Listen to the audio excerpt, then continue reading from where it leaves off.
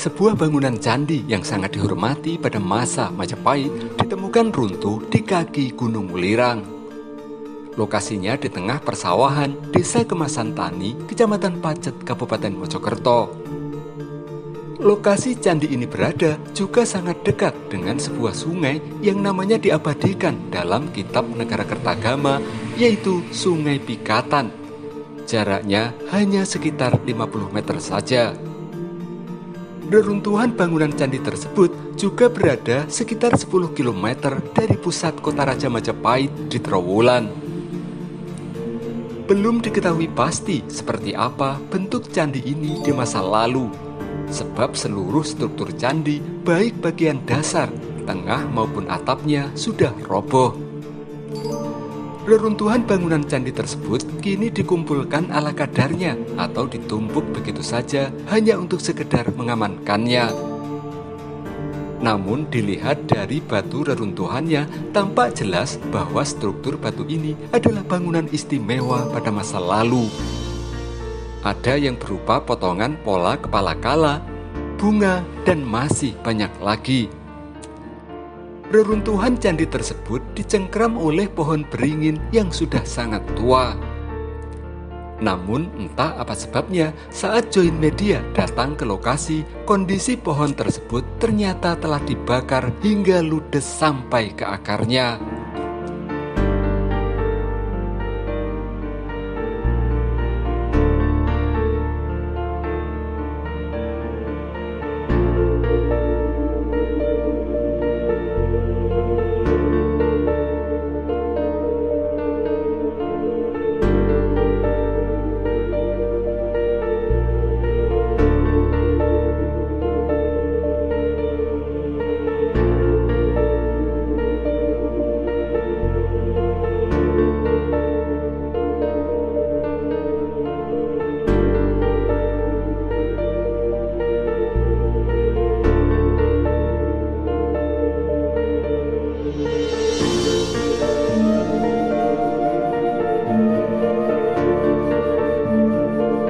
Hingga kini belum ditemukan prasasti atau petunjuk pada masa kapan Candi Kemasantani dibangun.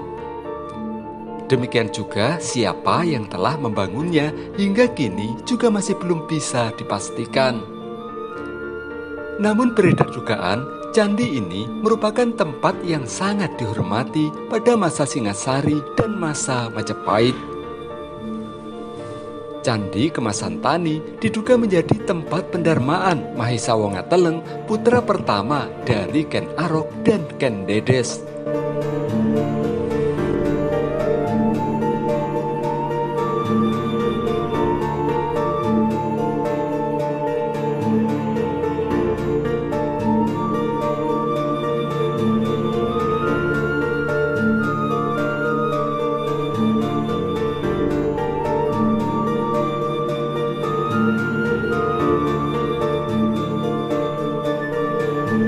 Saat usia Mahesa Wongateleng beranjak dewasa, Ken Arok mengangkatnya menjadi raja bawahan di Kadiri. Hal itu tentu saja membuat Anusapati, putra Ken Dedes dari Tunggul Ametung, menjadi sakit hati karena merasa dianaktirikan. Setelah bertanya kepada ibunya, Ken Dedes, akhirnya Anusapati baru mengetahui jika dirinya memang anak tiri dari Ken Arok. Ayah kandungnya yang bernama Tunggul Ametung telah dibunuh oleh Ken Arok saat dirinya masih berada dalam kandungan. Atas hal itu, Anusapati kemudian merencanakan untuk melakukan aksi balas dendam. Diam-diam, ia mengambil keris Empu Gandring yang disimpan oleh ibunya, lalu menyuruh pembantunya yang berasal dari Desa Batil untuk membunuh Ken Arok. Ken Arok akhirnya dibunuh oleh pembantu tersebut dengan cara ditusuk dari belakang saat sedang makan. Untuk menghilangkan jejak, Anusapati kemudian ganti membunuh pembantunya tersebut, lalu mengangkat dirinya sebagai Raja Singasari. Mengetahui hal tersebut, Mahisa Wongateleng yang memimpin Kadiri kemudian memutuskan memisahkan diri dan menolak menjadi bawahan Anusapati. Namun Kadiri dan Singasari kemudian bersatu kembali setelah dipimpin bersama oleh Mahisa Cempaka atau Narasingamurti dan Wisnuwardana. Dari Mahisa Cempaka atau Narasingamurti itulah kemudian lahir Dyah Lembutal, ayah dari Raden Wijaya, pendiri Kerajaan Majapahit.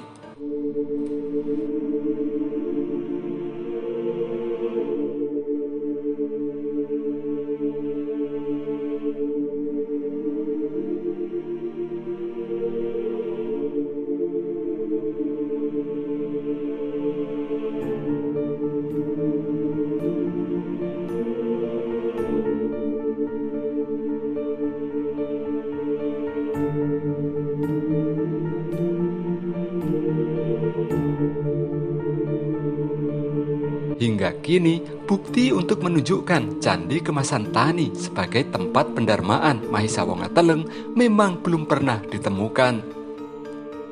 Namun kedudukan Candi Kemasan Tani sebagai bangunan suci atau tempat pendarmaan sangatlah kuat.